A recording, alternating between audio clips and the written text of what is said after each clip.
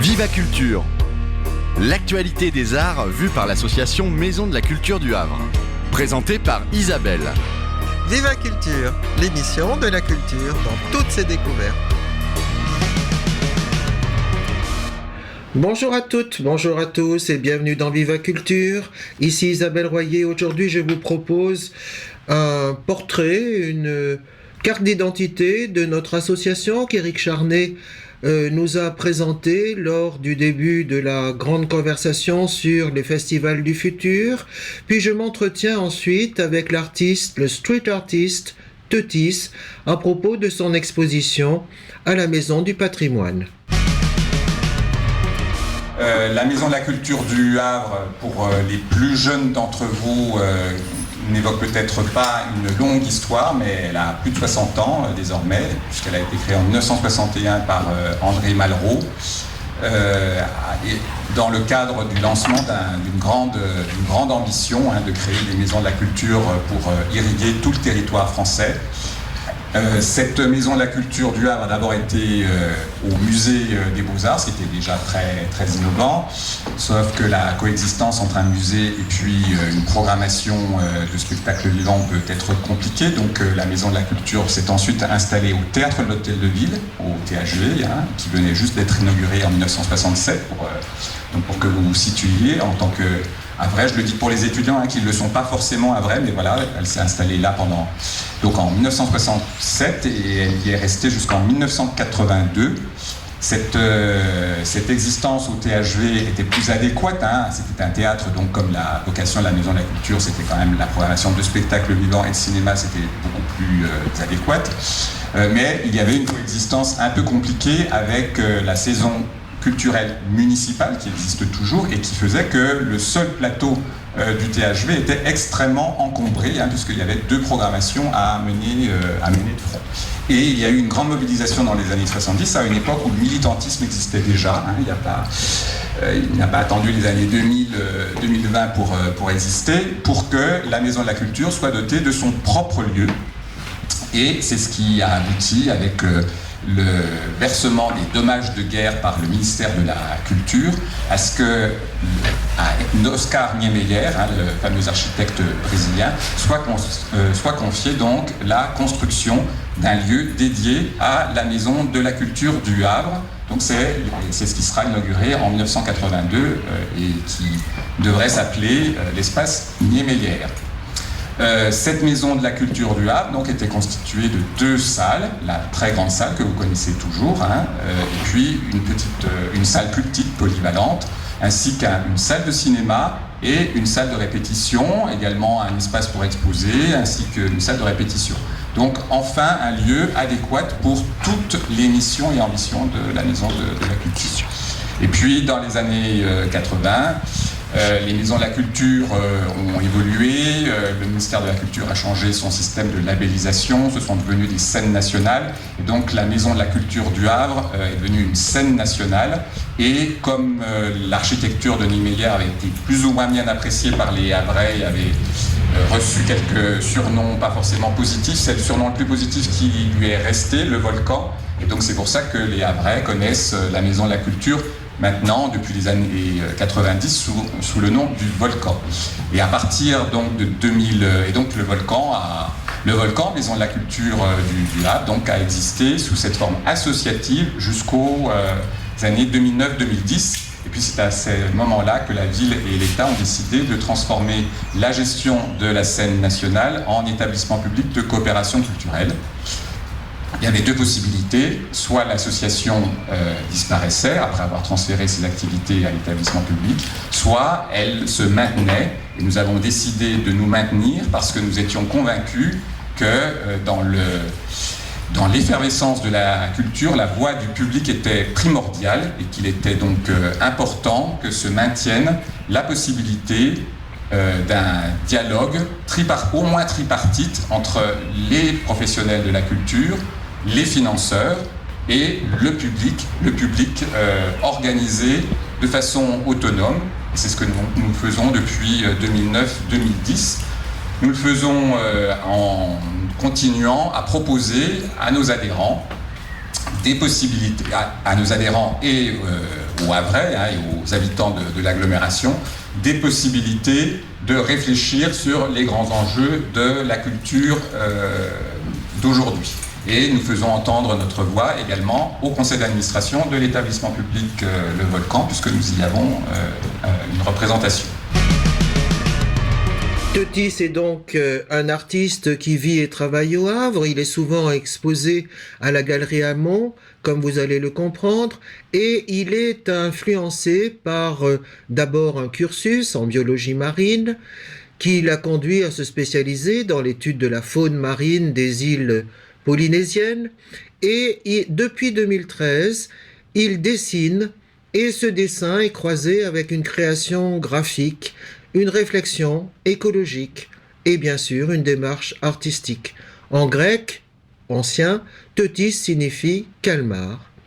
Et alors il part d'un travail très rigoureux de documentation pour illustrer, vous les avez trouvés, ces œuvres dans les rues du Havre sur certains monuments. Ces œuvres respectent strictement les normes du dessin scientifique, mais évidemment enrichies d'un traitement graphique ou l'ajout de lignes qui unifient la composition, en lui insufflant dynamisme et profondeur.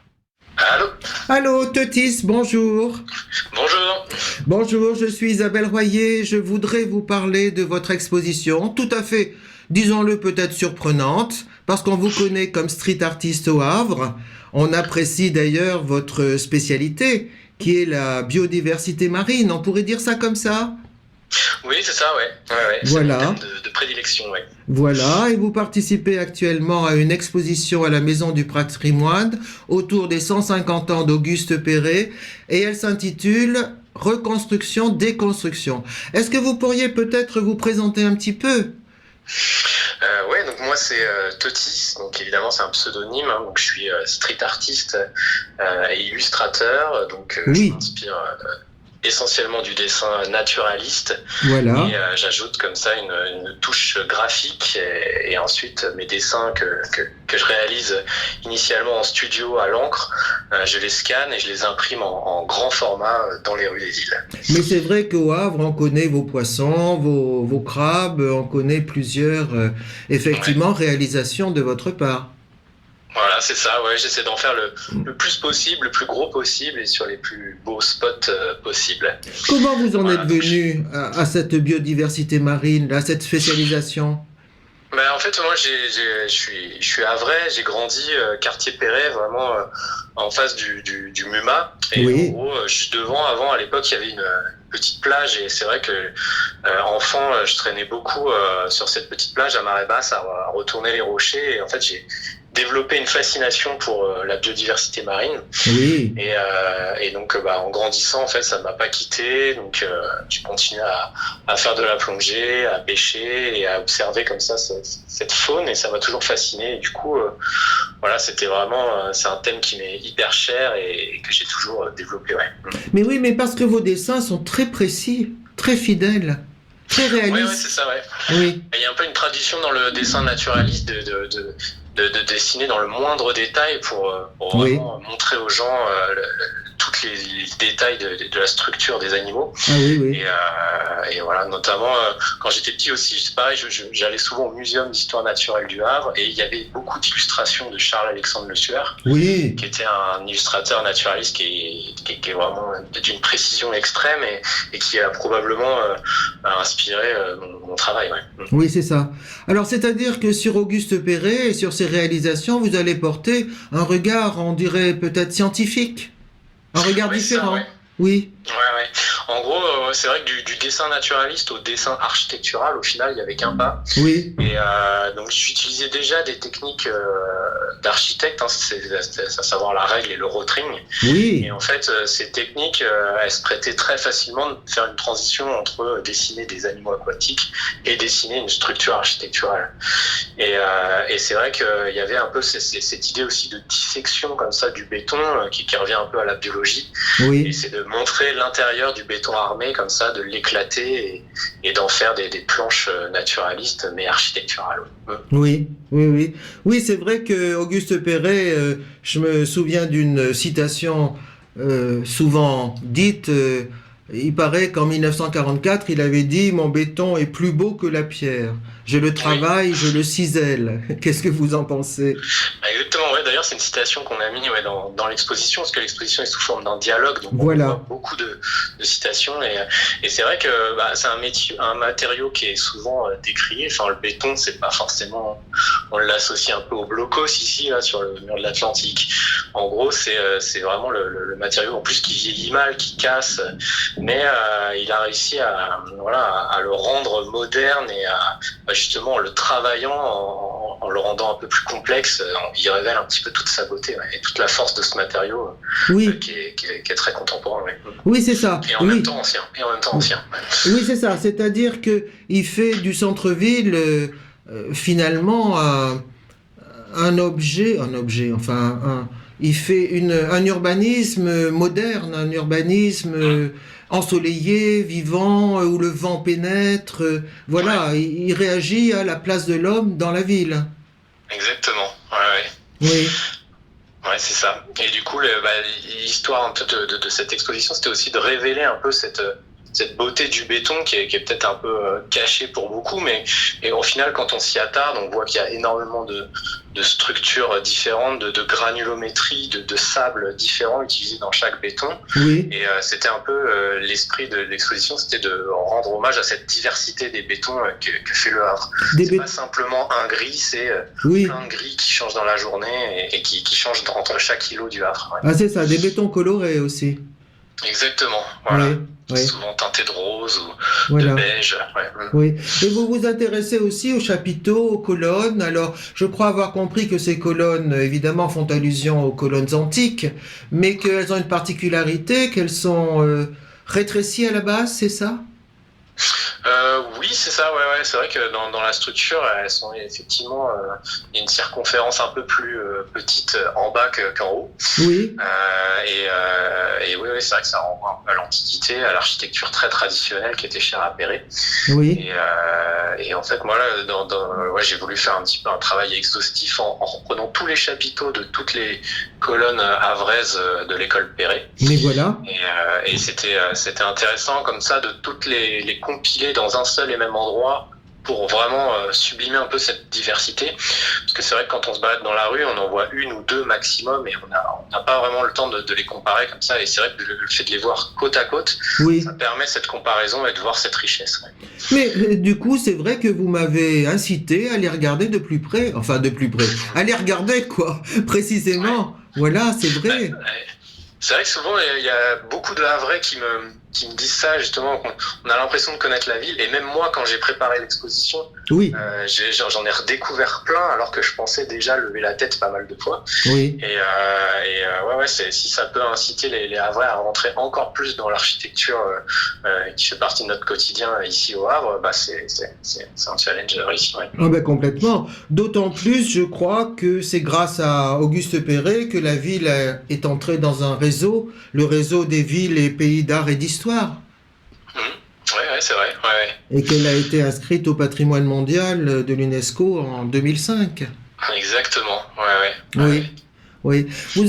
Est-ce que vous aviez trouvé, vous, les critiques l'on a entendu quelquefois contre Perret, disant que c'était monotone, c'était géométrique, c'était soviétique, enfin, des choses comme ça. On entendait ça, moi qui suis pas du Havre, quand je suis arrivé, j'ai entendu ça. Ouais, c'est vrai que pour les non-havrais, notre architecture est quand même assez hostile, on va dire, assez hostile, et du coup, on a comme ça une mauvaise image depuis assez longtemps, pratiquement depuis la reconstruction. Et je pense que les vrais ont peut-être mal mal pris l'accueil de ce béton qui arrivait après les bombardements, parce que forcément ils avaient tous des logements, des belles maisons. Oui. On se retrouve avec quelque chose de radicalement différent et monotone. Oui. Et il a fallu, je pense, beaucoup de temps au Havre pour s'approprier cet urbanisme très particulier. Et je crois qu'aujourd'hui, ça y est, c'est rentré, rentré dans le cœur des Havrais. Ouais. Oui, je crois. Du temps. Oui, bien sûr, d'autant plus que les appartements sont vastes, spacieux, clairs, lumineux. Voilà. Bien sûr. Il y a tout un confort de vie aussi, il n'y a pas que l'esthétisme. Ouais. Mais c'est ça. Et puis tout est calculé, depuis les escaliers jusqu'aux façades, en passant par les corniches, les fenêtres. Exact. Tout ça, toujours avec le chiffre 6 mètres 24, Oui, qui est la distance entre les deux colonnes. Et en fait, il a repris ces dimensions pour ensuite subdiviser chaque élément et en faire un peu des modules et construire une ville rapidement avec des modules. Oui, c'est ça. Et puis en plus, c'était un fonctionnalisme, d'accord, mais plutôt pondéré, non, plutôt modéré, puisqu'il se préoccupe du beau, il se préoccupe. Oui, aussi, il me semble. C'était pas simplement faire des barres d'immeubles. Voilà, il y avait quand même une recherche, effectivement. Oui, il n'a pas fait des grands ensembles, par exemple. Voilà, c'est ça. Il me semble pas, hein. Non, il me semble pas. Après, je crois que les grands ensembles, c'est arrivé après lui. Oui, dans les années 60. Oui. Et je crois que la leçon n'avait pas été retenue, la leçon d'Auguste Perret. Voilà. Oui, ces toits en terrasse, par exemple, et puis ces colonnes, le fait que ce soit finalement à taille humaine. Ouais, c'est vrai. C'est vrai. Oui. Donc vous avez pris plaisir à préparer cette exposition? Ouais, c'était une parenthèse artistique évidemment parce que je sortais un peu de mon cadre habituel, mais c'était une vraie surprise et ça me donne envie éventuellement d'aborder d'autres architectes ou même si je reviendrai toujours au monde aquatique, mais c'est bien, je pense, en tant qu'artiste de temps en temps de varier un peu les plaisirs et d'aborder d'autres thèmes et celui-ci m'a vraiment bien plu parce que en tant que Havrais, de rendre comme ça hommage à ma ville, c'était un honneur. Oui, d'autant plus que coupler votre regard avec le nôtre, c'est quand même drôlement positif, c'est drôlement enrichissant. Ouais, c'est ça, c'est peut-être. C'est vrai que le regard d'un naturaliste, si on peut dire que je suis naturaliste, mais oui. Le regard comme ça de biologiste sur l'architecture, ça apporte peut-être d'autres éléments et qui font qu'on comprend peut-être mieux après l'architecture. Ah oui, tout à fait. Et je crois que vous menez des visites guidées, non? Alors, il y en a eu quelques-unes et il y en a une dernière là que je fais à la clôture de l'exposition fin mai. Oui. Mais je crois qu'ils sont pleins en fait. C'est ça. Il y a plus de place, voilà. Mais après, il y a toute une armada de personnes à la Maison du Patrimoine qui font de très bonnes visites, on s'est vu, donc eux ils font aussi les expositions et ils le font très bien. Oui, c'est ça. Il faut dire que l'exposition dure jusqu'au 26 mai. Oui, c'est ça, le 26 mai, oui. Alors vous avez aussi exposé à la Galerie Hamon, une œuvre à la Galerie Hamon. Oui, exactement. Donc j'expose, la Galerie Hamon, c'est ma galerie du Havre. Voilà. Et en gros, c'était le commissaire d'exposition. Oui. Donc, et en fait, toutes les reproductions, tout ça sont disponibles à la Galerie Hamon. Oui. Et à l'occasion de cette exposition, on s'était dit que c'était bien de la faire dans la Maison du Patrimoine, qui était un lieu qui était emblématique pour communiquer comme ça sur cette architecture. Oui. Donc, oui. Et à la Galerie Hamon, ça s'appelle Héritage Perret? Alors oui, c'est une autre exposition où j'ai quelques pièces, mais où il y a tous les artistes de la galerie qui ont montré un petit peu leur vision de Perret. Donc effectivement, elle s'appelle Héritage Perret. Oui. Et là, c'est vraiment une collective, donc on est plusieurs. Oui. C'est intéressant de voir le regard de chaque artiste et chaque patte graphique sur le travail de Perret. C'est très intéressant. Oui. Donc elle complète un peu mon expo qui est vraiment solo et qui est vraiment centré sur mes dessins à Perret. C'est ça. Et on a un petit plus à la Galerie Hamon où il y a tous les autres artistes qui ont contribué. Oui, voilà. Et quels sont vos projets actuels? Alors là, du coup, j'ai un petit peu soufflé quand même parce que cette exposition, mine de rien, m'a pris pas mal de temps. Bien sûr. Et je suis en train de préparer un peu la suite. Donc là, j'ai fait un collage. Oui, Je viens de faire un collage au lycée François 1er. oui, Voilà, c'était mon ancien lycée. Je vais travailler avec la maison de l'estuaire là parce qu'ils vont inaugurer oui, une plateforme d'observation des oiseaux. Donc voilà. voilà. Et puis des projets avec des stations marines, des stations biologiques. Là, je vais revenir un petit peu dans le monde scientifique cette année. Oui, oui. Et voilà. Et puis après, les expos, ce sera à la fin de l'année. Voilà, Oui, oui. plutôt vers Paris. Vous me parlez du lycée François 1er. Est-ce que vous animez des ateliers avec les lycéens? Alors ça m'est arrivé, j'en ai fait l'année dernière. Oui. Cette année, j'ai pas beaucoup de temps pour en faire. Ah oui, Je fais quelques interventions dans des écoles primaires là oui, ce mois-ci et ensuite non je vais vraiment oui. me